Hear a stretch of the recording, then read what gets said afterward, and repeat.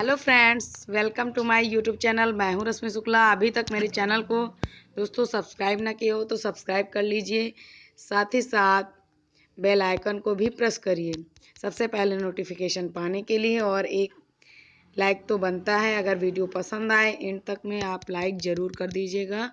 और साथ ही साथ आप कमेंट भी करिए। दोस्तों, आपको सीटेट की प्रिपरेशन अभी तो मोस्ट इम्पॉर्टेंट है, आपको सीटेट की प्रिपरेशन करनी चाहिए। उसके बाद आपको सुपर टेट की क्लासेस प्रोवाइड की जाएंगी। तो सीटेट 5 जुलाई को ही होगा, ये दिमाग में बैठा लीजिए। जो भ्रामक खबरें हैं उनके अकॉर्डिंग मत जाइए। कोरोना है, लॉकडाउन है, तब भी लेकिन सीटेट की नोटिफिकेशन में अभी तक जो डेट क्लियर है वो 5 जुलाई ही है, उसमें कोई करेक्शन अभी तक नहीं हुआ है। तो संभावना बढ़ने की नहीं है, 5 जुलाई को ही होना है। तो साइंस प्रैक्टिस सेट आपका 5 है। अब स्टार्ट करते हैं। साइंस जो कि जूनियर लेवल का है आपका प्रैक्टिस सेट 5। तो अभी तक प्रैक्टिस सेट 1, 2, 3 एंड 4 के लिए आप डिस्क्रिप्शन में लिंक प्रोवाइड कर देंगे, वहाँ से आप प्रैक्टिस कर सकते हैं। तो विद सॉल्यूशन आपको एक्सप्लेनेशन दिया जाएगा क्वेश्चन का, जो करेक्ट आंसर होंगे। तो स्टार्ट करते हैं क्वेश्चन। बिना टाइम इधर उधर किए हम टाइम को यूटिलाइज करना सीखें, जल्दी से जल्दी क्वेश्चन अटैम्प्ट करें। डेली एक प्रैक्टिस सेट सॉल्व किया करिए। तो जितना प्रैक्टिस करेंगे उतने अच्छे मार्क्स आएंगे। CTET only depend on presence of mind and practice, then you crack CTET examination. तो स्टार्ट करते हैं। लोहे के एक ठोस आयताकार गुटके को किसी मेज के शीर्ष पर इसके फलकों को मेज को स्पर्श करते हुए रखा गया है। विभिन्न प्रकरणों में लोहे का यह ठोस गुटका आरोपित करता है। तो लोहे के एक ठोस आयताकार गुटके को किसी मेज पर रखा गया है, इसके फलकों को मेज को स्पर्श करते हुए रखा गया है। विभिन्न प्रकरणों में लोहे का यह ठोस गुटका आरोपित करता है। क्या आरोपित करता है देखते हैं। ऑप्शन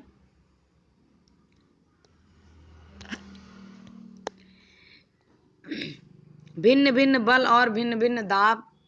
क्या जब मेज पे एक लोहे का गुटका आयताकार रखा हुआ है तो क्या भिन्न भिन्न बल और भिन्न भिन्न दाब देगा? नहीं। भिन्न भिन्न बल परंतु समान दाब लगेगा। बल और दाब नहीं, भिन्न भिन्न नहीं लगेगा। फिर उसके बाद समान बल और समान दाब, ये भी इम्पॉसिबल है। तो ऑप्शन डी इज राइट, समान बल परंतु भिन्न भिन्न दाब। दाब कैसा होगा? भिन्न भिन्न और समान बल लगेगा। रीज़न क्या होगा? रीज़न आपको एक्सप्लेनेशन में बताते हैं। मेज पर रखा जाने वाला आयताकार गुटका अपने द्रव्यमान के बराबर मेज पर समान बल आरोपित करेगा, परंतु दाब के संदर्भ में यह क्षेत्रफल पर निर्भर करेगा। अर्थात क्षेत्रफल जितना बड़ा होगा दाब उतना ही कम होगा। जब आपका क्षेत्रफल जितना बड़ा, यानी मेज का क्षेत्रफल बड़ा है और जो लोहे का गुटका है आयताकार उसका क्षेत्रफल कम है मेज की अपेक्षा, तो दाब क्या लगेगा? उतना ही कम लगेगा, क्योंकि क्षेत्रफल मेज का बड़ा है और क्षेत्रफल जितना कम होगा दाब उतना ही अधिक। अगर आपका क्षेत्रफल कम रहेगा तो दाब उतना ही अधिक लगेगा। तो इसका रीज़न ये है। अगला क्वेश्चन देखते हैं। नीचे दिए गए जंतु कोशिका के आरेख में ए, बी, सी और डी भागों का सही नामांकन है। तो सही आपको बताना है। ए, बी, सी, डी जो नाम है वो सही है कि नहीं। तो ए कह रहा है कोशिका झिल्ली, ए कह रहा है कोशिका झिल्ली, तो बात सही है। बी कह रहा है आपका, बी क्या है, क्या बना हुआ है? तो सारे में ऑप्शन नहीं देखना, हम डायरेक्ट आपको बताते हैं। डायग्राम है कोशिका, जंतु कोशिका का। तो सबसे पहले आपको कोशिका झिल्ली दिखेगी, उसके बाद ये कोशिका झिल्ली है, उसके बाद इसके ऊपर से जो लेयर होती है वो कोशिका भित्ति कहलाती। तो कोशिका झिल्ली दिखी। फिर बी ऑप्शन पे आपका रितिका दिखी, ये जो छोटी छोटी व्हाइट कलर की दिख रही हैं, क्या है? रिक्तिकाएं हैं, रिक्तिका है। फिर उसके बाद सी नंबर पे आपको केंद्रक, बीचों बीच में क्या पाया जाता है? बीच में पाया जाता है केंद्रक, तो सी नंबर पे है आपका केंद्रक। डी नंबर पे आपका क्या है? कोशिका द्रव्य, जो कोशिका का पदार्थ होता है, द्रव्य होता है, वही कोशिका द्रव्य कहलाता है। तो आपको अगर आपको थोड़ी सी भी हिंट है बायोलॉजी में, तो आप क्या कर सकते हैं? केंद्रक कहाँ पाया जाता है? बीच में, तो ये बीच में केंद्रक ही होगा, यानी सी ऑप्शन पे केंद्रक होगा। तो आप सी ऑप्शन पे देख सकते हैं, 2 में केंद्रक, 3 में केंद्रक ही मिल गया, क्योंकि आसान ट्रिक थी। तो आपको अगला कुछ देखना है, कोशिका झिल्ली को टारगेट करिए। ए नंबर पे क्या होगा? कोशिका झिल्ली, तो 2 में मिला कोशिका झिल्ली, कोशिका झिल्ली। तो अब नेक्स्ट आपको देखना है बी, क्या है? रितिका है। तो option number D is right, कोशिका झिल्ली सबसे पहले ए नंबर पे, बी पे रिक्तिका है, सी पे केंद्रक और डी पे कोशिका द्रव्य। डायग्राम आपको आना चाहिए लेबल करना कि आपको कहाँ पे कौन सा चित्र वर्णित है। तो अगला क्वेश्चन देखते हैं, किसी गतिमान कार के पथमापी ओडोमीटर। ये वाले क्वेश्चन जरूर साइंस में एक क्वेश्चन आपको देखने को मिलेगा सेशन में, जरूर से जरूर। किसी गतिमान कार के पथमापी ओडोमीटर का प्रातः 8 बजे पाठ्यांक 36,540 किलोमीटर तथा प्रातः 10 बजे पाठ्यांक 36,640 किलोमीटर है। यदि कार टेढ़े मेढ़े पथ पर असमान चाल से गति करता है तो कार की औसत चाल मीटर पर सेकंड में होगी।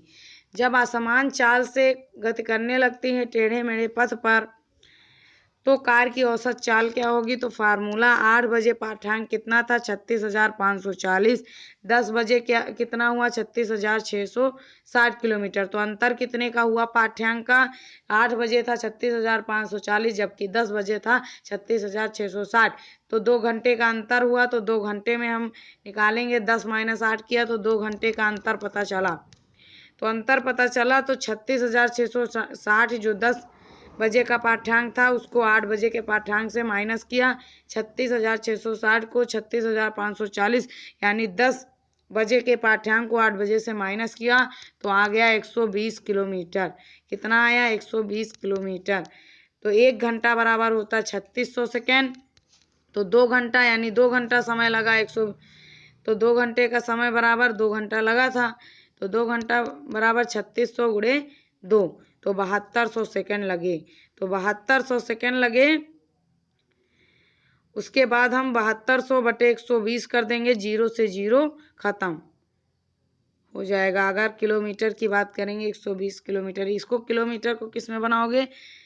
मीटर पर सेकंड में आपको निकालना है, मीटर पर सेकंड में कन्वर्ट कर दोगे। कन्वर्ट करने पे आ जाएगा आंसर 17.5। कितना आएगा? 17.5। अगला देखते हैं।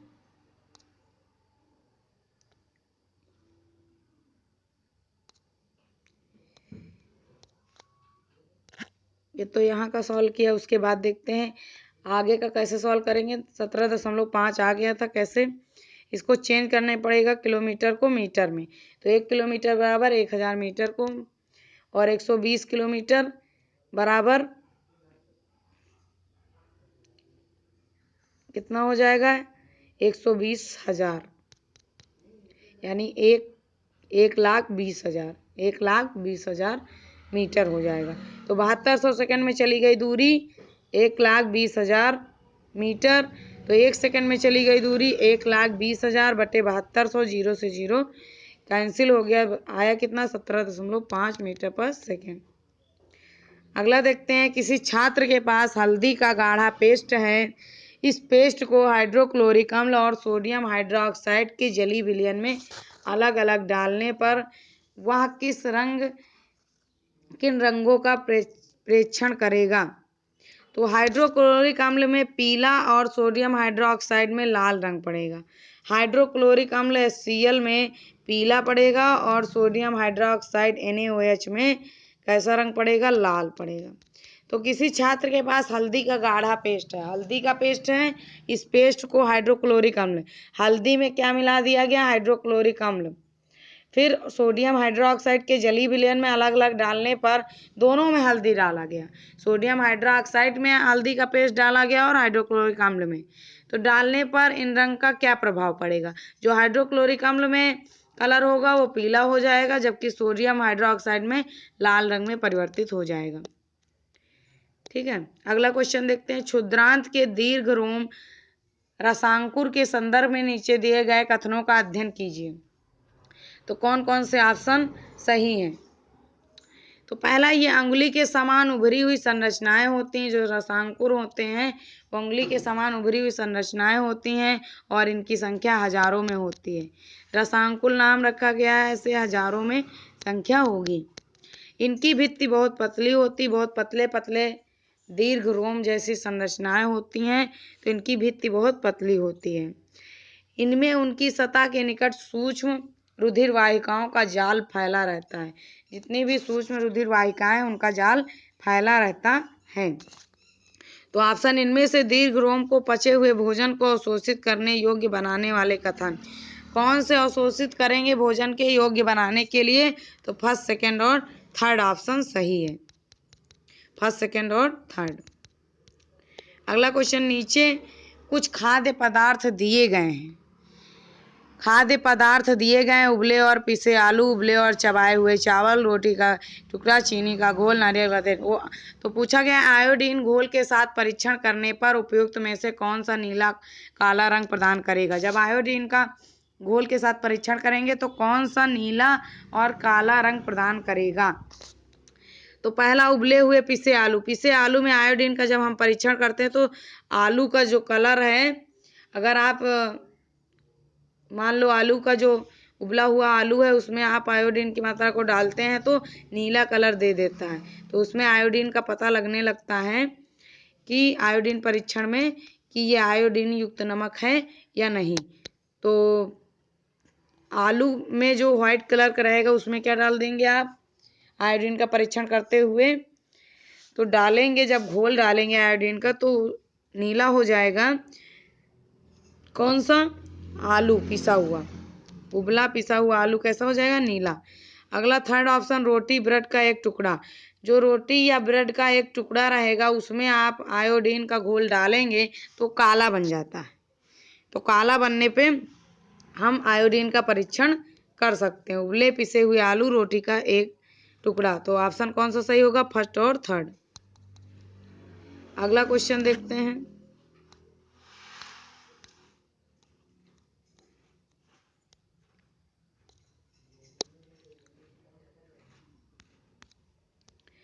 अगला क्वेश्चन देखते हैं, इम्पोर्टेंट। दोस्तों अभी तक सब्सक्राइब ना किया हो सब्सक्राइब कर लीजिए, क्योंकि टाइम बहुत कम है सीटेट के लिए और आप लॉकडाउन में हैं तो प्रैक्टिस सेट भी ना ले पाए होंगे। तो प्रैक्टिस सेट आपको फ्री ऑफ कास्ट मिल रहा है और आपका सुन सुन के क्वेश्चन आपको लर्न हो जाएंगे। तो कक्षा 8 के छात्रों को कमानीदार तुला की सही उपयोग विधि पढ़ाते समय गुंजन ने नीचे दिए गए चरणों जो सही क्रम में नहीं दिए गए हैं का पालन करने के लिए कहा। तो देख लीजिए, सही क्रम में जो नहीं दिए गए हैं का पालन करने के लिए कहा। शून्यांक त्रुटि नोट करना, फिर कमानीदार तुला का अल्पतमांक रिकॉर्ड करना, उसके बाद सबसे पहले शून्यांक त्रुटि को नोट करना, उसके बाद कमानीदार तुला का अल्पतमांक रिकॉर्ड करना, फिर तीसरा होगा असंकित पैमाने पर संकेतक की स्थिति नोट करना, फिर होगा वास्तविक पाठ्यांक पर परिकलित करना। तो कथन फर्स्ट, फोर्थ, थर्ड व सेकंड सही क्रम में दिए गए हैं। तो पहला ऑप्शन इज राइट आंसर। अगला देखते हैं, उच्च प्राथमिक स्तर पर विज्ञान सीखने का नीचे दिया गया कौन सा उद्देश्य वांछनीय उद्देश्य नहीं है? उच्च प्राथमिक स्तर पर विज्ञान सीखने का नीचे दिया गया कौन सा उद्देश्य वांछनीय उद्देश्य नहीं है?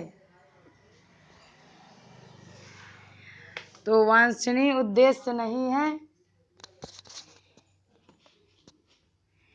तो ऑप्शन क्या हो जाएगा? बी, प्रतियोगी परीक्षाओं में अच्छा प्रदर्शन करना। प्रतियोगी परीक्षाओं में अच्छा प्रदर्शन करना। उच्च प्राथमिक स्तर पर विज्ञान सीखने का नीचे दिया गया कौन सा उद्देश्य वांछनीय नहीं है? तो प्रतियोगी परीक्षाओं में अच्छा प्रदर्शन करना ये वांछनीय उद्देश्य नहीं है।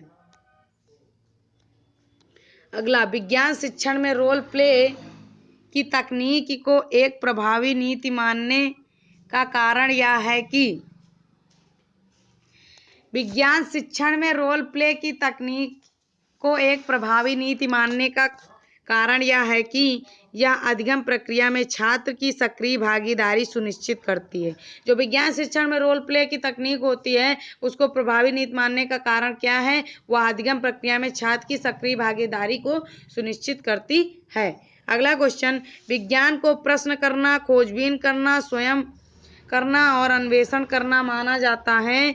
विज्ञान शिक्षण के समय दीपिका द्वारा कराए गए नीचे दिए गए क्रियाकलापों में से कौन सा उन मानदंडों को संतुष्ट करने के लिए सबसे उपयुक्त है? तो ऑप्शन कौन सा सही होगा? सामान्य रोगों पर सामूहिक चर्चा करना। जो अगर खोजबीन करना है, प्रश्न करना है, स्वयं करना है, अन्वेषण करना है, तो इसके लिए सामान्य रोगों पर सामूहिक चर्चा की जाए तो उससे प्रश्न पूछना भी हो जाएगा, खोजबीन भी हो जाएगा बच्चों का। क्योंकि पर्यावरणीय समस्याओं पर वाद विवाद, इससे कोई वो नहीं, ध्वनि की प्राकृतिक पर परियोजनाकार नहीं, सूक्ष्म जीवों पर यूनिट टेस्ट नहीं। तो सबसे अच्छा तरीका है सामान्य रोगों पर सामूहिक चर्चा। तो सामान्य रोगों पर सामूहिक चर्चा के दौरान न केवल प्रश्न प्रणाली एवं उत्तर प्रणाली की जरूरत होगी बल्कि उसके संदर्भ में खोजबीन को भी आवश्यकता पड़ेगी कि अमुक रोग कहाँ है, कैसे और कब प्रभावित करता है। रोगों पर सामूहिक चर्चा में अन्वेषण की प्रक्रिया भी संपन्न की जा सकती है। अगला क्वेश्चन, राष्ट्रीय पाठचर्या की रूपरेखा 2005 में यह अनुशंसा सिफारिश की गई कि उच्च प्राथमिक स्तर पर विज्ञान शिक्षण में अधिक बल दिया जाना चाहिए। तो ऑप्शन कौन सा सही होगा? सी, कक्षा की पढ़ाई को विद्यालय के बाहरी जीवन से संबंधित करने के लिए। जो एनसीईआरटी की गाइडलाइन थी 2005 की सिफारिश थी, उसमें विद्यालय के साथ साथ बाहरी जीवन से संबंधित करने के विषय में भी कक्षा की जो पढ़ाई है उसको बाहरी दुनिया से जोड़ा जाए, इसके लिए क्या है, अधिक बल दिया गया। बाहरी दुनिया से भी जोड़ा जाए पाठ्यक्रम को, तो कक्षा की पढ़ाई को विद्यालय के बाहरी जीवन से संबंधित करने के लिए एनसीईआरटी 2005 ने अधिक बल दिया है। अगला क्वेश्चन, गीता कक्षा 8 के छात्रों को मानव नेत्र विषय पढ़ाने के लिए पाठ्य योजना बना रही है। नीचे दिए गए क्रियाकलापों में किसे पाठ्य योजना में सम्मिलित करने पर पाठ अधिक प्रभावी बन सकता है और छात्रों की संबंधित संकल्पनाओं को अच्छी तरह समझ सकने में सहायता कर सकता है? तो मानव नेत्र पे पढ़ा रही तो छात्रों के क्रियाकलापों और कक्षा में पारस्परिक प्रश्नोत्तर का उपयोग करना। जो क्रियाकलाप हैं उन पर फोकस करना, साथ ही साथ प्रश्नोत्तर का भी उपयोग करना, जो कि एक अधिक प्रभावी बन सकता है। पाठ्यक्रम योजना में सम्मिलित करने पर पाठ अधिक प्रभावी बन सकता है। अगला क्वेश्चन, राष्ट्रीय पाठचर्या की रूपरेखा 2005। तो एनसीईआरटी आपको एनसीईआरटी 2005, 2009 ये सारी सिफारिशें आपको पढ़ के जाना है। एनसीईआरटी बेस सारे जो रूल हैं उनको पढ़ के जाना है, सीबीएसई पैटर्न उनको पढ़ के जाना, एनसीईआरटी, एनसीएफ रूल, साथ ही साथ जीन पियाजे, कोहलबर्ग, वाइगॉस्की, ये सारे सिद्धांत जो मोस्ट इम्पॉर्टेंट हैं आपको हम बताएंगे लास्ट टाइम में। तो बहुत ज़्यादा टाइम भी नहीं बचा है, मुश्किल से आप मान के चलिए आपके पास 10 दिन का समय है। 10 दिन में आप कैसी प्रिपरेशन कर सकते हैं, तो आप ज़्यादा से ज़्यादा प्रैक्टिस सेट सॉल्व करें। तो राष्ट्रीय पाठचर्या की रूपरेखा 2005 की सिफारिशों के आधार पर एनसीईआरटी की विज्ञान की पुस्तकों में अधिक बल दिया गया है। तो देखते हैं क्वेश्चन के ऑप्शन। तो रटने की प्रवृत्ति को हतोत्साहित करने पर, विज्ञान की पाठचर्या को विभिन्न कार्य क्षेत्रों के बीच 30 श्रृंखलाएं बनाने पर। तो सही बात है, एनसीईआरटी की जो रूल 2005 उसमें एनसीईआरटी की पुस्तकों में रटने की प्रवृत्ति को हतोत्साहित करने पे कि रटने पर बल ना दिया जाए, तो ये बात सही है। अगला ऑप्शन देखते हैं, छात्रों को सक्रिय अधिगम अनुभव प्रदान करने में। छात्रों को सक्रिय अधिगम अनुभव प्रदान करने पर भी बल देता है और रटने की प्रवृत्ति को हतोत्साहित, उसमें रटने पर बल ना दिया जाए, जबकि सक्रिय रूप से सक्रिय भागीदारी करके अधिगम को सुचारू या अनुभव प्रदान करने के लिए किया जाता है। तो पहला और तीसरा ऑप्शन सही है। और इसमें दूसरा विज्ञान की पाठचर्या को विभिन्न कार्य क्षेत्रों के तीक्ष्ण, तो ये ऑप्शन गलत हो जाएगा। अगला वैज्ञानिक पदों को यथार्थ, ये भी गलत। तो पहला और तीसरा ऑप्शन सही है। तो ज़्यादा से ज़्यादा रटन विद्या को बल एनसीएफ नहीं देता है और ज़्यादा से ज़्यादा सक्रिय अधिगम को बढ़ावा देता है। अगला क्वेश्चन, विज्ञान शिक्षिका द्वारा अपनाए नीचे दिए गए उपागमनों में से कौन सा उपागमन उस शिक्षिका की वैज्ञानिक मनास्थिति को दर्शाता है?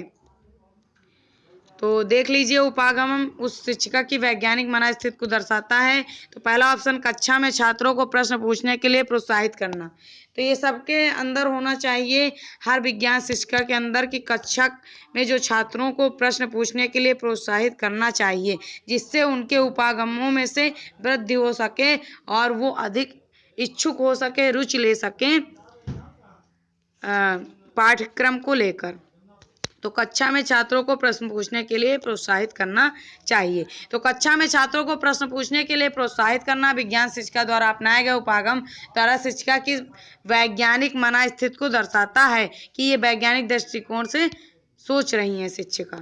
अगला क्वेश्चन, वैज्ञानिक विधि के लिए सामान्यतया निम्नलिखित चरणों का पालन करने की ये चरण उचित क्रम में नहीं लिए गए हैं, सिफारिश की जाती है।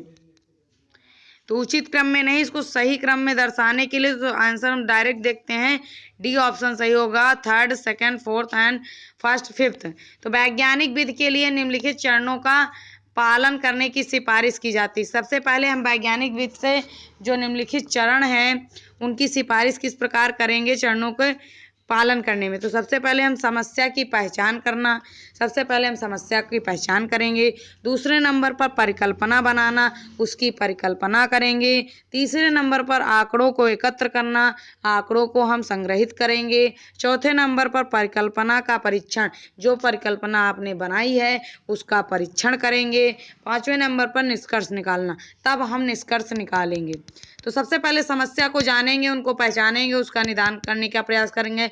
परिकल्पना उससे संबंधित बनाएंगे, आंकड़ों को एकत्रित करेंगे, परिकल्पना का परीक्षण करेंगे, फिर निष्कर्ष निकालेंगे।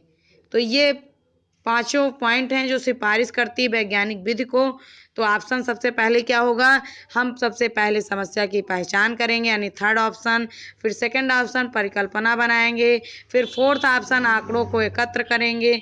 फिर उसके बाद आपका परिकल्पना का परीक्षण करेंगे, फर्स्ट ऑप्शन। फिफ्थ निष्कर्ष निकालेंगे। ठीक है, तो option number D, third, second and fourth and first, fifth. अगला क्वेश्चन, हस्तसिद्ध क्रियाकलाप और परियोजनाएं विज्ञान सीखने के अभिन्न अंग हैं। इन अधिगम अनुभवों का मुख्य उद्देश्य है। जो हस्तसिद्ध यानी हाथों से जो क्रियाकलाप किए जाते हैं, परियोजनाएं विज्ञान की सीखने का अभिन्न एक हिस्सा है, अंग है। उनके अधिगम अनुभवों का मुख्य उद्देश्य है, क्या है, विस्तारित अधिगम के लिए मानी विस्तार पूर्वक अधिगम को यानी सिखाने के लिए छात्रों को अवसर प्रदान करना। विस्तार रूप से यानी हस्त सिद्ध कब कर सकते हैं क्रियाकलाप, जब उन्हें पूरा पूरा अवसर दिया जाएगा विस्तारित रूप से अधिगम के लिए, तभी वो हस्त सिद्ध क्रियाकलाप और परियोजनाएं विज्ञान सीखने के अभिन्न अंग के रूप में काम में ला सकते हैं। इन अधिगम अनुभवों का मुख्य उद्देश्य विस्तारित अधिगम के लिए छात्रों को अवसर प्रदान करना है। अगला क्वेश्चन, मानव सर्जन तंत्र के विषय में नीचे दिए गए कथनों का अध्ययन कीजिए। तो इसमें कौन सा ऑप्शन सही है, सबसे पहले हम देखते हैं फिफ्थ सही है। तो उपयोगी और हानिकारक दोनों ही प्रकार के पदार्थों से युक्त रक्त निस्पंदन के लिए वृक्कों में पहुंचना। जो हानिकारक उपयोगी दोनों हैं, उससे पदार्थों से युक्त रक्त, जो रक्त है उसका डायलिसिस करके वक्रों में पहुंचाना। और चौथा ऑप्शन होगा उपयोगी पदार्थों को रक्त में पुनः अवशोषित कर लिया जाता।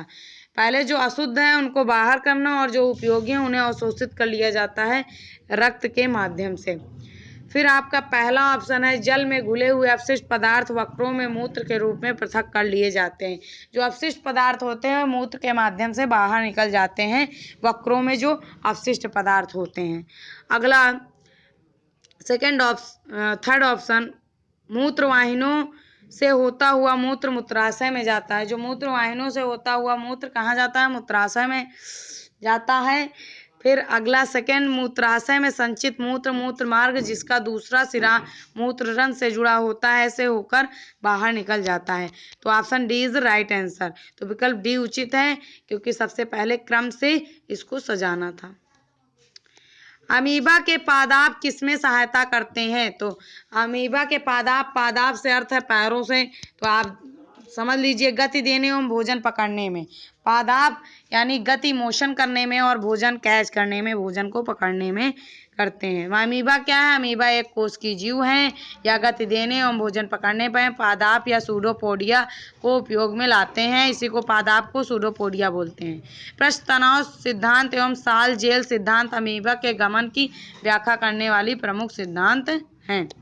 अगला क्वेश्चन, नीचे कुछ जीव दिए गए हैं, इनको सही क्रम में करना है।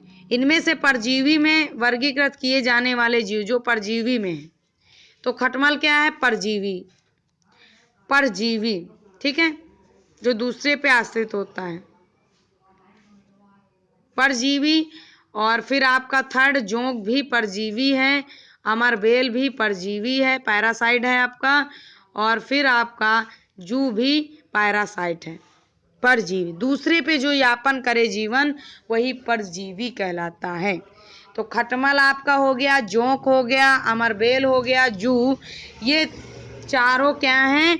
परजीवी हैं। तो option A is right answer. अगला क्वेश्चन देखते हैं। ये देखिए, इसमें परजीवी को वर्गीकृत किया गया है, खटमल, जू, अमरबेल। खटमल, जोंक, अमरबेल, जू, ये क्या है? परजीवी हैं। अगला है क्वेश्चन, सूची 1 में वैज्ञानिकों के नाम दिए गए हैं, सूची 2 में खोज दी गई है। किसने कौन सी खोज की है उसके बारे में दिया गया है। रॉबर्ट कोच ने एंथ्रेक्स जीवाणु की खोज की। मैचिंग कर लीजिए। रॉबर्ट कोच ने एंथ्रेक्स जीवाणु की खोज की। चेचक का टीके की खोज एडवर्ड जेनर ने की। और पेंसिलिन की अलेक्जेंडर फ्लेमिंग ने किया। और आपका लुई पास्चर ने किण्वन की। लुई पास्चर ने किण्वन की। तो अलेक्जेंडर फ्लेमिंग पेंसिलिन की खोज, एडवर्ड जेनर चेचक के टीके की, रॉबर्ट कोच ने एंथ्रेक्स जीवाणु की खोज, लुई पास्चर किण्वन की खोज की। तो कौन सा ऑप्शन सही हो जाएगा? फोर्थ, ए का फोर्थ, बी का 5, सी का सेकंड, डी का फर्स्ट। देख सकते हैं आप। उसके बाद यहाँ पे मैचिंग भी है, सही से देख लीजिए। अलेक्जेंडर फ्लेमिंग ने पेंसिलिन की खोज की, एडवर्ड जेनर ने चेचक के टीके की, लुई पास्चर ने किण्वन की, रॉबर्ट कोच ने एंथ्रेक्स जीवाणु की, और रॉबर्ट कोच ने हैजे की टीके की भी खोज की और एंथ्रेक्स जीवाणु की। ठीक है। अगला क्वेश्चन, जैवमंडल आरक्षण आरक्षित क्षेत्र से संबंधित सही कथन चुनिए। तो ये वे क्षेत्र हैं, जैवमंडल कैसे क्षेत्र हैं? तो जैवमंडल वे क्षेत्र हैं जो क्षेत्र की जैव विविधता और संस्कृति को बनाए रखने में सहायक होते हैं। तो ऑप्शन फर्स्ट इज राइट। जैवमंडल वे क्षेत्र हैं जो क्षेत्र की जैव विविधता और संस्कृति को बनाए रखने में सहायक होते हैं।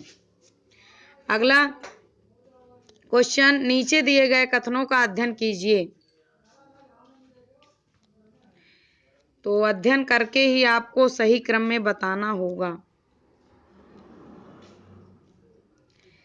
तो इसमें देखिए, नीचे दिए गए कथनों, प्रोकैरियोट में केंद्रक नहीं होता, बात सही है। प्रोकैरियोटिक कोशिकाओं में केंद्रक नहीं होता है, बात सही है। एक कोशिका जीव में एकल कोशिका सभी कार्य करती है, बात सही है। अगला थर्ड पॉइंट, नीले हरे शैवाल प्रोकैरियोटिक के उदाहरण है, बात सही है। यूकैरियोटिक में केंद्रक झिल्ली और सुगंध के, तो यूकैरियोटिक में केंद्रक होता है, बात गलत है। तो फर्स्ट, सेकंड और third is right answer. First, second, third is right answer, क्योंकि इनकी बातें सही है। जबकि यूकैरियोटिक में केंद्रक पाया जाता है, लेकिन इसमें ऑप्शन में दिया केंद्रक नहीं पाया जाता, तो ये गलत। तो ऑप्शन सही क्रम बताना, सही कथन कौन कौन से हैं, फर्स्ट, सेकंड और थर्ड। अगला क्वेश्चन, दिए गए आरेख में मनुष्य के शरीर में 4 अंतःस्रावी ग्रंथियों की स्थिति ए, बी, सी तथा डी द्वारा अंकित की गई हैं। तो आपको बताना है यहाँ पे ए में कौन सा ऑप्शन है, बी का कौन सा है, सी का और डी का।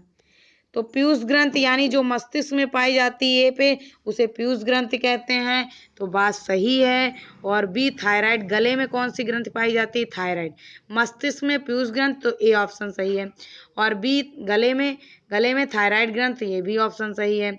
उसके बाद एड्रिनल ग्रंथ, ये कहाँ पाई जाती है, ये आपका आमाशय में एड्रिनल, और आपका क्या हो जाएगा, एड्रिनल के साथ अग्नाशय। तो ये लीवर के कुछ नीचे होता है, आमाशय के हिस्से में एड्रिनल ग्रंथि और अग्नाशय। तो सही क्रम इनका क्या हो जाएगा, ABCD का। तो ABCD का सही नामांकन होगा पीयूष ग्रंथि, थायराइड ग्रंथि, ए पीयूष ग्रंथि, बी थायराइड ग्रंथि, सी एड्रिनल ग्रंथि, डी अग्नाशय ग्रंथि। ठीक है।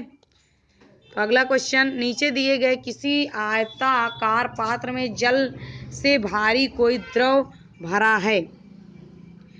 तो आयताकार पात्र में ए, बी और सी ये बना हुआ है, इसमें जल से भारी कोई द्रव बना। तो सबसे पहले हम बात करेंगे सी पर दाब ज्यादा। सी पर दाब ज्यादा है भाई, दाब ज्यादा रहेगा। फिर बी पर उससे ज्यादा दाब है, ए पर उससे ज्यादा। सबसे ज्यादा दाब सी पर है, फिर उससे ज्यादा बी पर, उससे कम बी पर, फिर उससे कम ए पर। सबसे कम ए पर दाब, सबसे ज्यादा सी पर दाब, फिर बी पर, फिर ए पर। तो बी ऑप्शन इज राइट। देख लीजिए, द्रवों में दाब संबंधी नियम के अंतर्गत द्रव के भीतर किसी बिंदु पर दाब स्वतंत्र तल से बिंदु की गहराई के समानुपाती होते हैं, अतः सी बिंदु पर सर्वाधिक दाब, उससे कम बी और उससे कम ए पर। अगला क्वेश्चन, तो 1 लाइक तो बनता है, मेहनत करते हैं आपके साथ, आधे घंटे का समय लेते हैं, 30 मिनट जाता है और आपके लिए क्वेश्चन लेकर आते हैं। तो इतना तो बनता ही है कि आप एक लाइक और सब्सक्राइब, साथ ही साथ कमेंट जरूर करें दोस्तों। इससे आप मेरा मनोबल बढ़ता है कि आप लोग हमारे सपोर्ट में हैं। तो लाइक तो बनता है दोस्तों, लाइक कर दीजिए। तो एक वीडियो के लिए 2-4 घंटे डेली का डेली जाते हैं। तो आरेख में दर्शाए अनुसार S1, S2 और S3 पृष्ठों पर प्रकाश गिर रहा है। आप देख लीजिए इसमें ऑप्शन, जो आरेख में दर्शाए गए S1, S2, S3 पृष्ठ हैं उस पर प्रकाश गिर रहा है। तो आपको बताना है S1 इसमें प्रकाश आ रहा है, फिर S2 में आ रहा है, फिर S3 में आ रहा है प्रकाश। तो इसका क्या बताना है क्वेश्चन, पृष्ठ जिन पर आपतन कोण परावर्तन कोण के बराबर है कौन से हैं। जिसमें आपतन कोण अपवर्तन कोण के बराबर है वो कौन सा है। तो सभी तीनों प्रश्न हैं, देख लीजिए, ये आपतन कोण परावर्तन कोण के बराबर है। यहाँ पे अगर आप देखेंगे तो ये तीनों पे प्रकाश, तो इसमें आपतन कोण परावर्तन कोण के बराबर होगा, यानी i angle equal to r angle.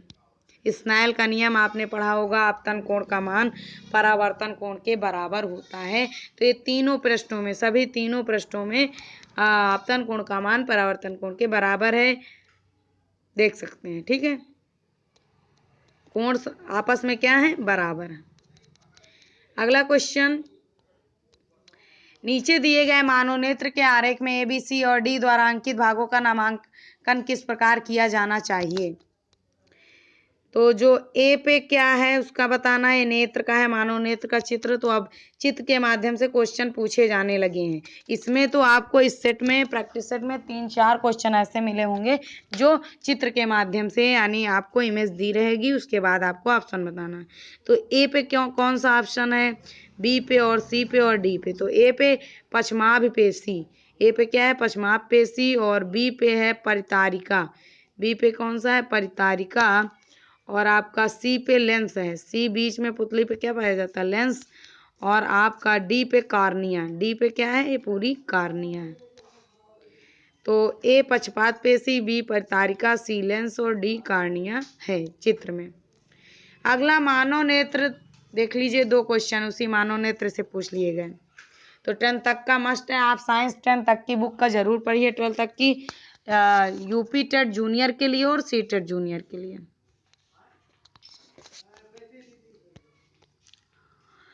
तो मानव नेत्र के रेटिना पर बने किसी वस्तु के प्रतिबिंब का प्रभाव रेटिना पर लगभग कितने समय तक बना रहता है? तो 1/15 सेकंड।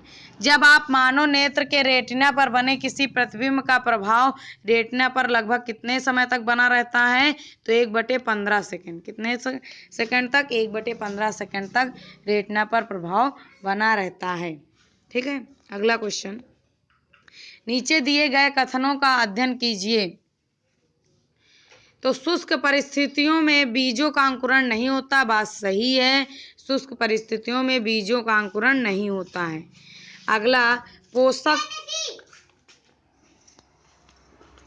पोषकों का पादपों के विभिन्न भागों में स्थानांतरण घुली हुई अवस्था में ही होता है। पोषकों का पादपों के विभिन्न भागों में स्थानांतरण घुली हुई अवस्था में ही होता है। तो जो पोषकों का पादपों के विभिन्न भागों में स्थानांतरण घुली हुई अवस्था में ही होता, बात सही है। अगला, जल फसलों की पाले और गर्म वायु दोनों से रक्षा करता है। जल फसलों के जो पाले यानी जल फसलों की शीत और गर्म वायु दोनों में रक्षा करता है। फर्स्ट, सेकंड और फिफ्थ सही है। सिंचाई की पुष्टि करते हुए, जो सिंचाई की फसलों की पुष्टि करते हुए फर्स्ट, सेकंड और 5 सही है। अगला क्वेश्चन, नीचे दिए गए कथनों का अध्ययन कीजिए। तो पहला, गुणसूत्र केंद्रिका में उपस्थित होते हैं, बात सही है। गुणसूत्र केंद्रक में पाए जाते, केंद्रिका में पाए जाते हैं, बात सही है। अगला, जीन गुणसूत्रों में स्थित होते हैं, बात सही है। तो पहला दूसरा बात सही है। तो अगला, एक कोश की जीव श्वसन और जनन करते हैं, बात गलत है। उसके बाद अगला ऑप्शन, कोशिका झिल्ली का सबसे महत्वपूर्ण कार्य कोशिका में पदार्थों के आवागमन को नियंत्रित करता है, बात सही। तो पहला, दूसरा और चौथा बात सही है। ठीक है, अगला, चिकित्सा के क्षेत्र में समस्याओं के अनुसंधान के लिए उपयोग किए जाने वाले पराश्रव्य ध्वनि उपकरणों के कार्य करने की आवृत्ति। तो पराश्रव्य ध्वनि उपकरणों की तो आपको हम नोट्स बाद में प्रोवाइड करेंगे, पूरी सीटेट और टेट की, जो कि आपको सुपर टेट में अच्छे से प्रोवाइड की जाएगी नोट्स। तो आपको एक एक पॉइंट मिलेंगे। तो ईवीएस में भी ऐसे क्वेश्चन देखने को मिलते हैं। आप प्राइमरी का देंगे तो ईवीएस में पराश्रव्य ध्वनि उपकरणों के कार्य करने की आवृत्ति होती है 20,000 हर्ट्ज से अधिक। जो पराश्रव्य होती है 20,000 हर्ट्ज से अधिक होती है, और 20,000 से कम श्रव्य तरंगों की, ठीक है, तो 20,000 हर्ट्ज से अधिक होती है। किसकी? पराश्रव्य ध्वनि उपकरणों की ध्वनि 20,000 हर्ट्ज से अधिक होती। तो आपको आशा है 30 क्वेश्चन मैंने कराए मोस्ट इम्पोर्टेंट, इससे सीटेट प्रैक्टिस सेट 5 तो आप जरूर देखिए। Practice set 1, practice set 2, 3, 4 description में लिंक प्रोवाइड कर देंगे, और सीटेट की पूरी प्लेलिस्ट आपको हम प्रोवाइड कर देंगे डिस्क्रिप्शन में। तो ये सारा देख डालिए, very important for primary level CTET and junior level CTET. तो दोस्तों, सब्सक्राइब ना किया हो चैनल को सब्सक्राइब करिए, लाइक करिए, क्योंकि मेहनत लगती है दोस्तों। तो लाइक तो बनता है, आपके एक लाइक में कुछ नहीं जाएगा। और कमेंट आप करेंगे जो आपको चाहिए, जिसका वीडियो आपको सुपर टेट, टेट, सीटेट जिसका चाहिए कमेंट जरूर करें। और साथ ही साथ सब्सक्राइब जरूर कर लीजिए चैनल को, आपके सपोर्ट से ही हम हैं। तो मिलते हैं नेक्स्ट वीडियो में। Thank you guys, take care, bye bye.